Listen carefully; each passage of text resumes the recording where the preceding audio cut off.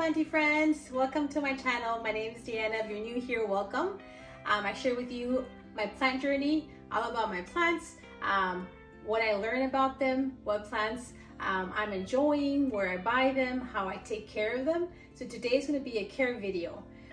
One of you guys requested, several of you guys requested that I do one where I share how I control fungus gnats, because it's one of the problems that a lot of us that have a lot of houseplants, we end up having is gnats. You'll see these little kind of mosquito-like flying little insects. It's the same kind that you can get like in your fruit, like your bananas. But when you have a lot of houseplants, you can start getting them. So it's something none of us enjoy, having them flying inside our house. So at the beginning, I was getting a lot more gnats, but I've done certain things that have helped me control them. And I really don't have that many. So I'm going to share with you what I've been doing. If that interests you, then keep on watching. Okay, so my first suggestion is the way you water your plants makes a difference. If you bottom water your plants, your soil doesn't stay as wet in the top. Usually the gnats reproduce here on the top, wherever water's standing or it stays wet for a longer period of time. So if you're having that problem, my first suggestion would be to start bottom watering your plants. So I just want to demonstrate a little bit for the ones of you guys that don't know what bottom watering is. It's basically, instead of watering your plant from the top, you're gonna put some water on the bottom. So you usually need to have something that will catch the water, like here on this Hoya Bertunier DS70. I just have this little catch pot here, and I'll just water it, put some water in the bottom and leave it. Sometimes you have to refill it a little bit more if it's really dry. And basically the soil will start drinking the water as needed. And this prevents the top, again, from being really wet. You want to make sure that you don't leave any standing water here. So after 30 minutes, an hour or two, the water should be gone. If it's not gone, I would just recommend for you to go ahead and throw it out. So that's one of the suggestions. Second of all, I think my problem started being a lot more controlled when I started learning how to create a good soil mixture. One that's good for plants is usually one that's very airy. And once I started adding into my soil bags that I would buy at the nursery or at Lowe's, I started adding perlite and orchid bark. Anything that you add so your soil mix will actually be more airy and not stay wet so long. All that's going to really help, because if you have a good soil mixture, then the soil should be drying out completely, usually in about a week. And if that happens, usually it's not staying wet in the top, so fungus gnats are not going to be able to reproduce. They're not going to have the home that they want. So when I started doing that, incorporating that, I started seeing a lot less fungus gnats over in my house. If I ever start seeing a growth in one of the plants here, then usually I check it and I realize the soil's staying too wet. So sometimes the pot's too big, sometimes the mixture, maybe I didn't do it as airy as I should have. Or somebody might be overwatering the plant. Might not be me, but someone might be overwatering the plant. And that's not good for the plant's health either. We know that one of the key successes for you having happy house plants is for them not to be overwatered. You wanna, they're usually the happiest, most houseplants are, if they're let to be dry completely and then you water them. Very minimal, like begonias, they do want to stay more moist. And that's when you can start having some problems with fungus gnats. So we're still going to run into some fungus gnats here and there. I'll show you guys what I do. That's my third trick that I do to control them. And let me go get it and show it to you. Okay, so there's a big selection here of different shapes, which is pretty cool. This one's like a little cat. Butterfly. Like little stars, exclamation points.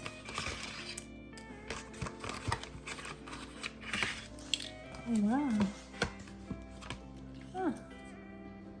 Oh, that's cute. And I guess this is if we wanted to put one with this in it like that. I normally just stick these in the soil, so we're gonna go ahead and use one of these, or maybe two. Just one. We'll see how many we can get over here. I'm gonna go ahead and insert some clips. I've been using these during this past week, and I'll go ahead and insert some clips on me using them in certain areas, and I'll go right now and check them and record how they look after 4 days of being in there. Okay, so I just opened up my propagation station and I saw there was a lot of gnats in here because it's super humid in here. I have not watered these plants in a couple of weeks, but I checked it and it was really humid and did not need water. So yes, we have some gnats flying around here now because I opened it. I just saw it flying around. So what I'm going to do is we're going to place one in here. We'll see how it looks after a couple of days or so. Let's go ahead and open this up, and I'm just literally just sticking it in there like that, and I just put it in the middle.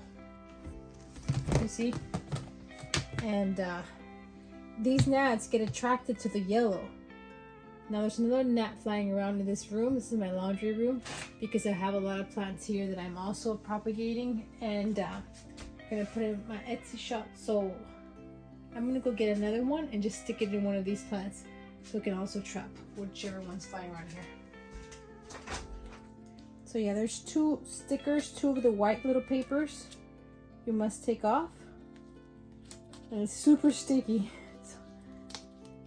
This bottom part is not sticky. This top part is. So if you're gonna handle it, it's better to handle it from the bottom so your fingers won't get stuck. Because that's how it works. The gnats are gonna get stuck on here. So I'm just gonna stick it in here. Kind of just use the arrow to kind of point it into the dirt, to the soil, so it will stay. Oh no, my plant touched it. Let's just do it on this side. There we go. I needed both of my hands. There we go. So yeah, I don't see too many gnats. I just saw one. But here's a little example of one that I had put before on here, and look how many gnats are on there. There's even more gnats on the other side. Check out this side. So that's usually what ends up happening in a few days. And usually that controls my gnat situation. When I start seeing gnats, I just start applying it here and there, and yeah, they'll go to their death, unfortunately, or fortunately for us. So yeah, so we'll see how many baby gnats fall in there. Well, not babies, but yeah. So they're very easy to use. This is, you guys have been asking me, what do you guys do? What do you do for controlling gnats? This is basically my go-to. Your little yellow sticky traps. Okay, guys. So I saw that my IKEA greenhouse had gnats, so it's a great time to use these and test them out. So I am gonna try to be careful and put this in there quickly. Hopefully not the gnats won't fly out. This is an easy way to peel it off. You just hold it from here up, peel it off. Realize that afterwards. Okay, so I'm just gonna put it in there. Ooh, one gnat came out. Great, not great. Okay, so here's another one. I'm gonna do the same thing. Pull this off, pull this off. I think we're gonna put another one in the middle. Ooh, this is dry. And there's definitely gnats there. Okay, so maybe I should put one on the bottom. Why not? Okay, let's put one on the bottom. These are cute. These are like little kittens or cats. Okay. Yes, there's gnats down here too. Oh no. Hold on. Okay, guys, be careful with your plants. Okay, let's see. Maybe over here. I can push it in through more, but I'm just trying to do this quickly because I don't want the gnats to fly out. As much as possible, keep them contained, and we'll see in a few days how many gnats get trapped. And yes, I'm gonna clean this. I'm waiting for the shelves to arrive that I ordered, so I'm looking forward to cleaning this up. But that's what's going on now. Let's see, I can see a gnat flying in there.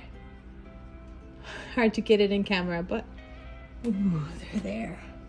You see them? Okay. There you go. You see them there. Okay, so this is a propagation box that I keep in my laundry room, guys.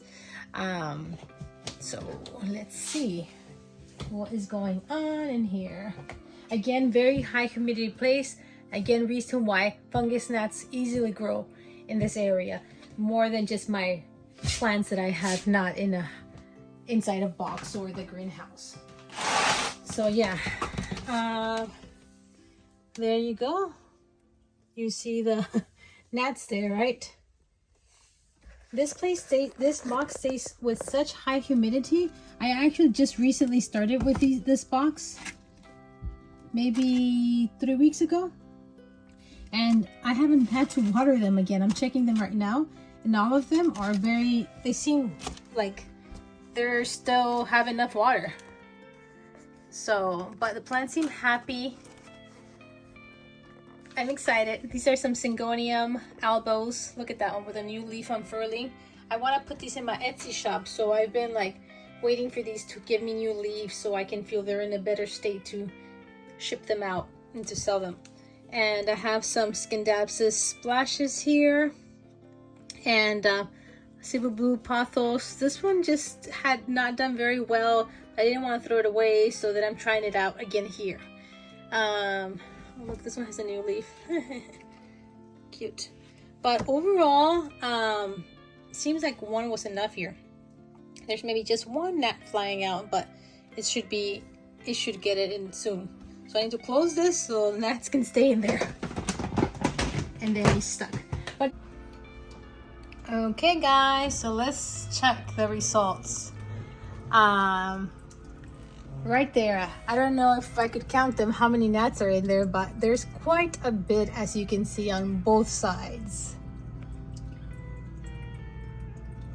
So I put one there, and I did not put one in the middle shelf, which is unfortunate because there is some gnats here in the middle shelf. Oh, there is. Okay, there's one here. You know what, I put this one really close to the fan. Ideally, I don't think that was the smartest, because the gnats are not going to get close to the fan because there's a wind. I should have put it a little further away, which I'm going to go ahead and do. Put it right over here. And that way it can trap more that I see here in this middle shelf. Now down here, we can see some there. It seems like my number, the one that got the most was in the first shelf. So it takes a few days, and little by little it's trapping. For example, at this point, I think I would still add another one to maybe this top shelf. And eventually, you just start seeing them be reduced, reduced. Now, why I have a lot of gnats in this IKEA cabinet is because a lot of times I do put water, and a little bit of water stays standing, or just the moss stays a lot more humid because of this tropical, very high humidity area that is here in this IKEA cabinet. I am going to clean this. I'm about to go ahead and change these for some wire rackets that are going to be so much better, because it's going to help the circulation go better from the air. The fans that I have, I want that circulation to be better, and these get so dirty, so I'm not happy with these. I just had not taken the time to order anything else, but I'm going to go ahead and change these out, and it's going to be so much better for my IKEA cabinet. So let's go look at the other box. Okay guys, so that's a little review of what I've done here in my home to control fungus gnats.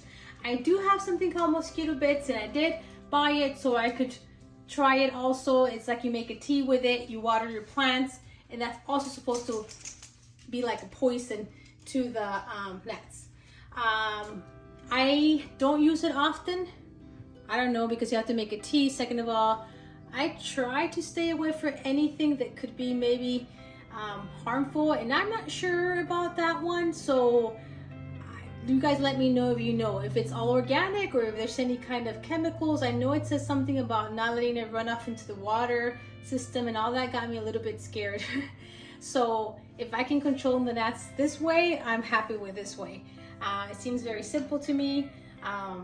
So yeah, just I keep you little yellow sticky traps at hand, and I will put it in my description, the exact ones that I have where you guys can buy them at. You'll see a link to Amazon and you'll be able to purchase them. Like I said, they're very inexpensive. They last you a long time. I keep them there for a few days. When they get pretty full, then I go ahead and throw them away.